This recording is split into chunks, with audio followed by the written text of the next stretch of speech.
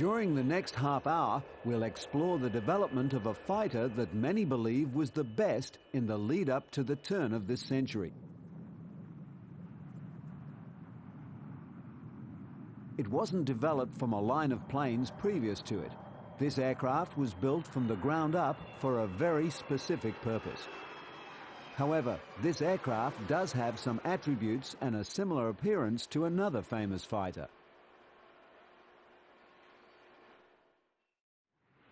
The F-15 Eagle is an all-weather, extremely maneuverable tactical fighter.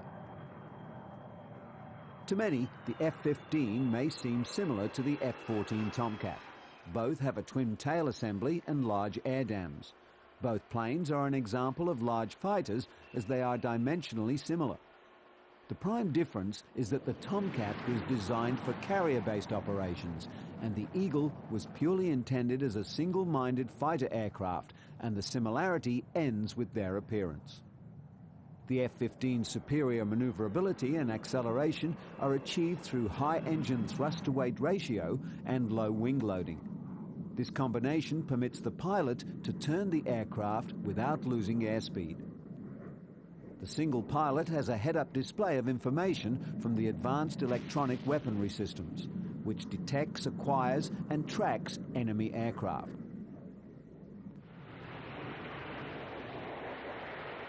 It's commonly thought the F-15 can outperform and outfight any current fighter.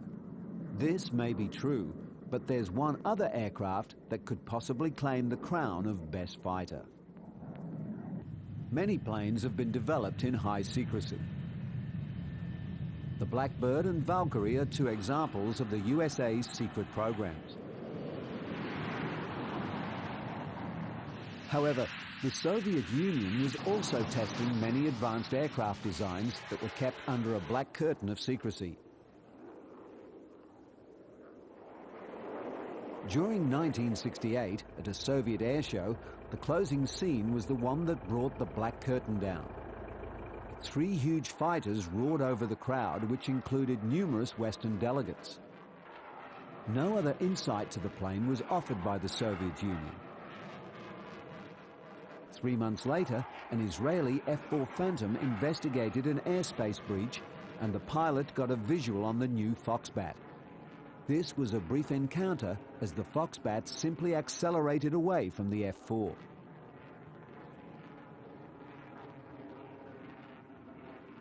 This is some rare footage of Foxbats in training.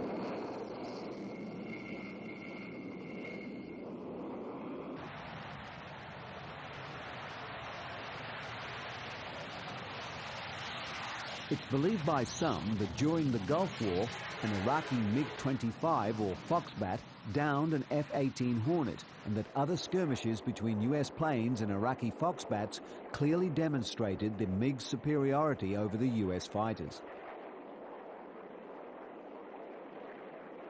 The facts are hard to find, but it is known that the Foxbat can achieve Mach 3, and that makes it the fastest fighter.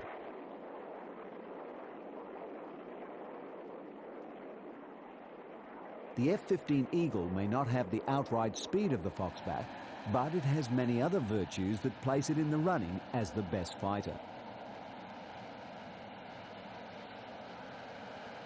The F-15's design was not a progressive step from a predecessor.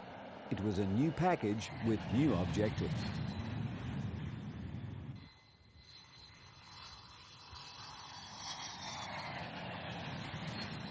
Air combat in Vietnam showed a flaw in the US Air Force. It didn't have planes that could actually take on other fighters.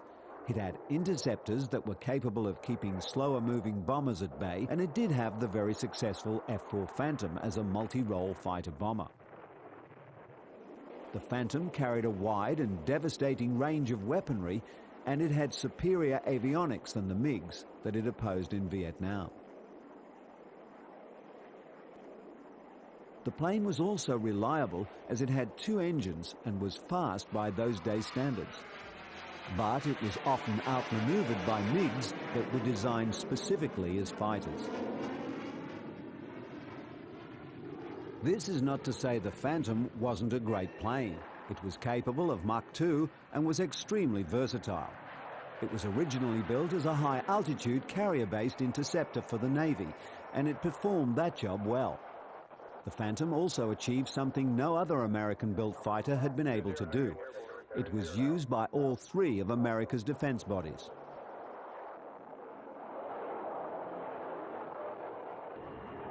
After World War II, the US mainly built multi-role planes or fighter bombers, and here was the problem. When planes like the Phantom mixed it with dedicated fighters such as the MiGs in Vietnam, it was only superior avionics and better technology that gave them the edge.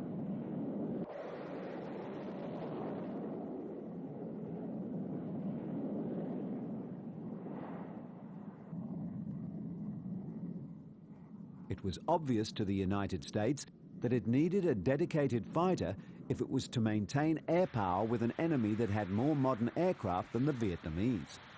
So the United States government announced an industry competition to submit fighter designs.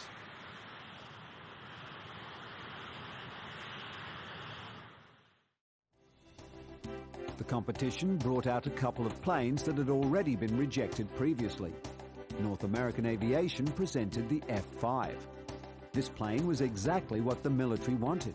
It was highly maneuverable and was dedicated to air-to-air combat. However, it was deemed too slow.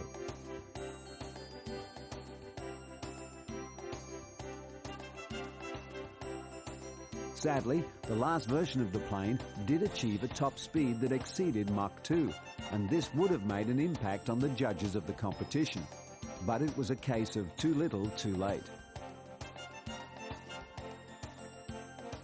This baby-sized fighter did get the chance to show the military how good it really was, and it did this flying against the F-15 Eagle and other frontline fighters.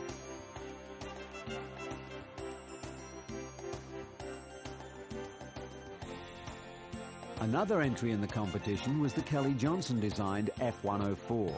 Although this plane had been around for some time, Kelly-Johnson still believed that with some refinement, the F-104 would outfly anything created to that date and in the near future. Kelly had proved his point on a number of occasions. Every time a new world record for speed or altitude was set, Kelly simply rolled out an F-104 and reinstated the 104's superiority.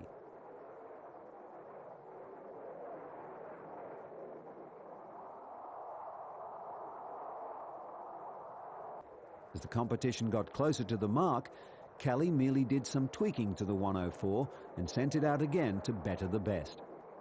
This occurred mostly through the years of 1958 to 1960. A classic example is the case of the Phantom F-42. Just after it had beaten the F-104 record, Lockheed sent a starfighter out to raise the bar another level.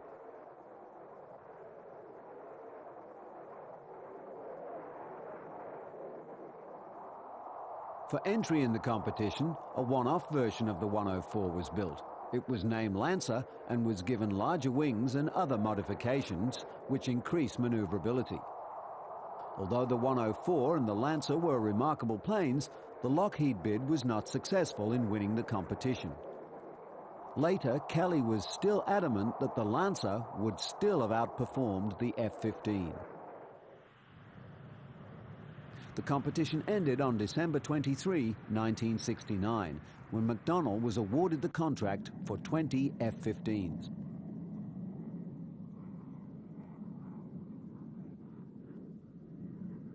It's interesting to note that McDonnell's greatest success to this point in time was the F-4 Phantom II, which was one of the planes that indicated a weakness in the US fleet of planes that brought about the competition that they won with the F-15.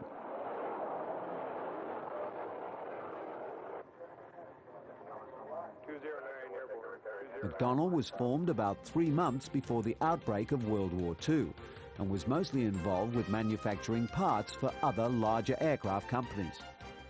One of their prime clients was the much larger Douglas Company, and within a short time of McDonnell winning the F-15 competition, these two companies merged.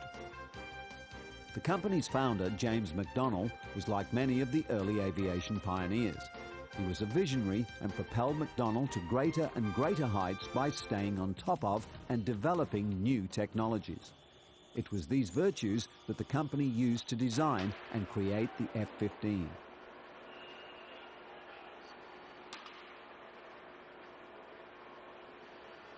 The prototype was constructed at McDonnell's St. Louis plant. Prototype 1 was rolled out to an audience of government and defense officials and the press on the 26th of June, 1972. I christen the Eagle, and may you reign supreme in your domain. Hear, hear.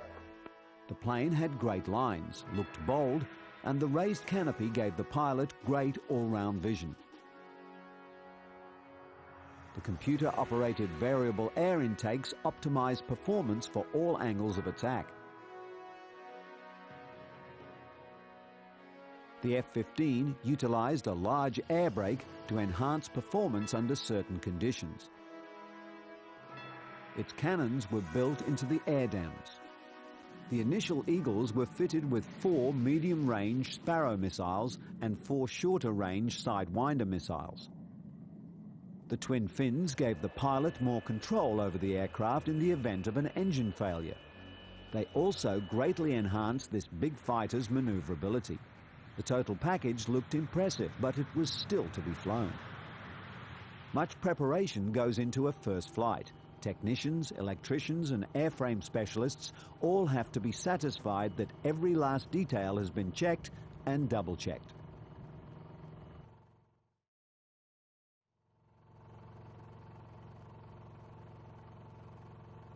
The first flight is where theory meets practical, and the loss of the plane means the loss of a very substantial investment. Here, the plane has been secured to the ground for its engines to be tested. The red markings on the craft identify the plane as a prototype. When everybody is satisfied, the test pilot is given the all clear to take the craft for its first flight.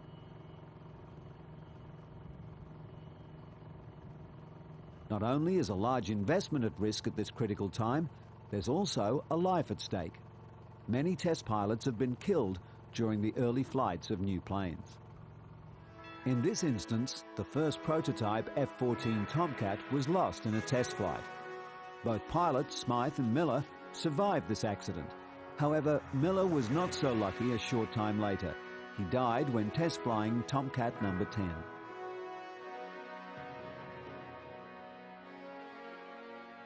The F-104 test series is another example of the high risks test pilots endured, as a number of accidents occurred while flying this extreme machine.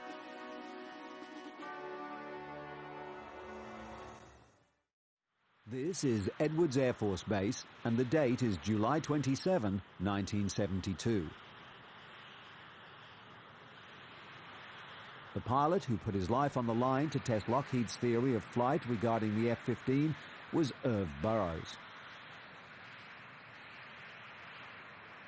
The test pilots were generally employed by the manufacturers of the planes. However, on some projects, Air Force pilots worked alongside the company pilots. Irv Burroughs positions the F-15 for its first test. The F-100 Pratt & Whitney turbo fan engines are accelerated to takeoff speed, and the brakes are released.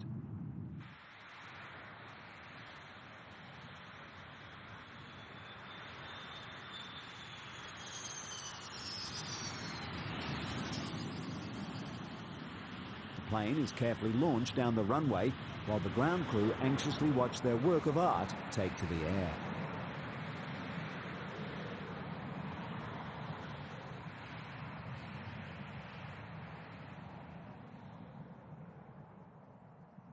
The first flight of a prototype generally consists of a takeoff, a short flight, and a landing.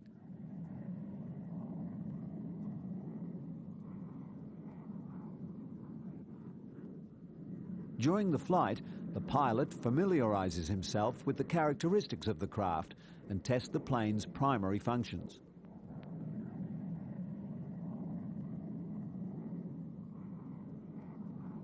The Eagle's first flight was a success. Its grace and size is apparent when its landing is viewed in slow motion.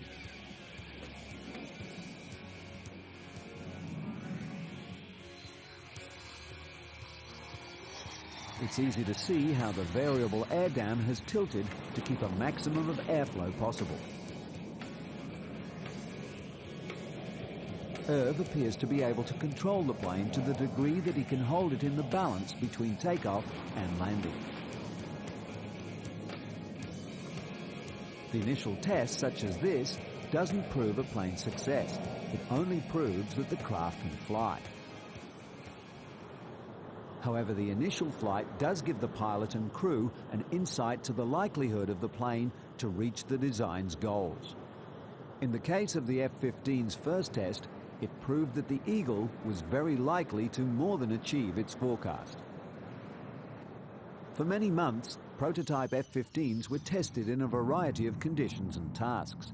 Each test was more demanding than the last. Finally, the aircraft's abilities had been fully explored. After more than 2 years of accident-free testing and evaluation, the first aircraft was delivered to the Air Force on November 14, 1974.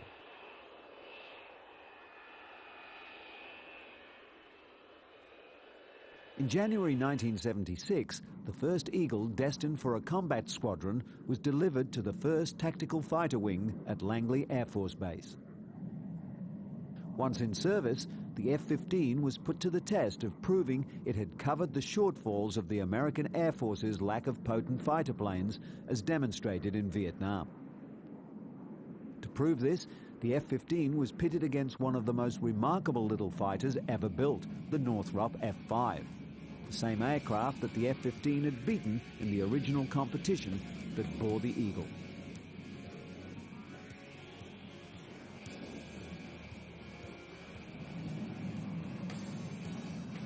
In this competition, both fighters won, as no clear winner could be determined. Firstly, the baby-sized F-5 was perhaps the most maneuverable fighter ever to be built, and although the giant F-15 could track and follow the F-5, the reverse was also true. The little F-5 could and did hold its own against the might of the Eagle.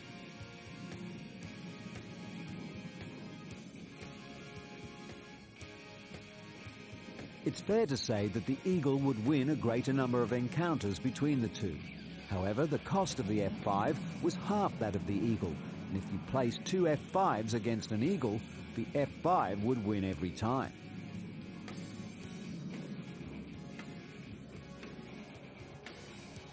Despite any argument, both planes proved to be outstanding aircraft, and they proved this most when pitted against each other.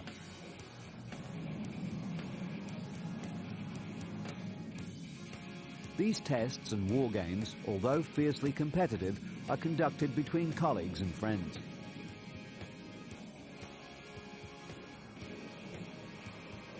There was a much deadlier game that the F-15 and its pilots had to play, and the game was played during the Cold War over the Bering Strait.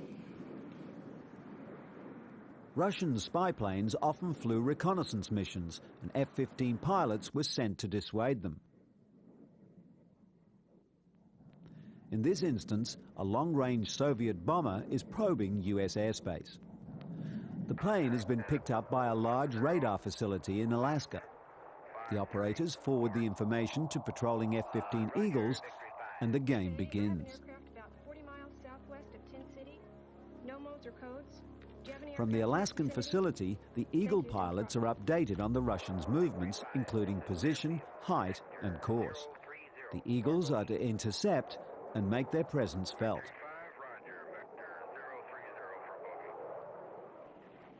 The following still images shot by an F-15 pilot demonstrate the latent feelings of the players.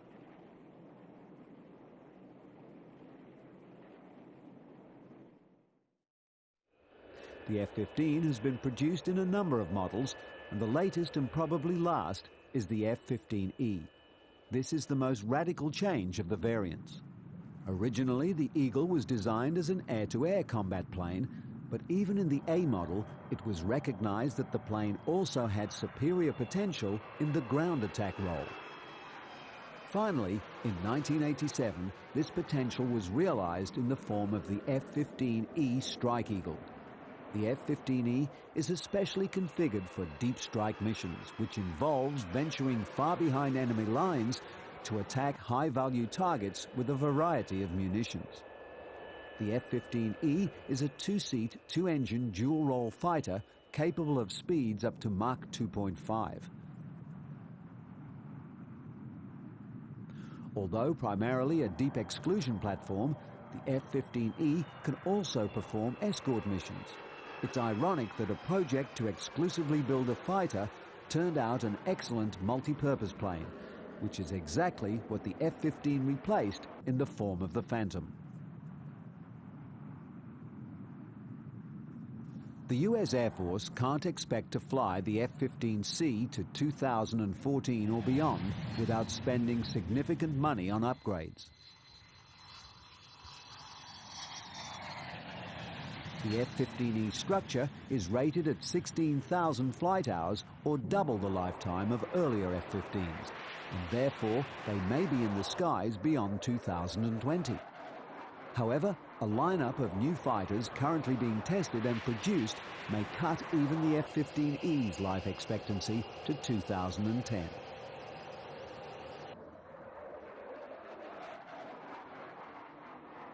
That concludes another episode of Flying Through Time. Be sure to join us again when we continue to unravel the fascinating stories of the planes that stand out in our short history of flight.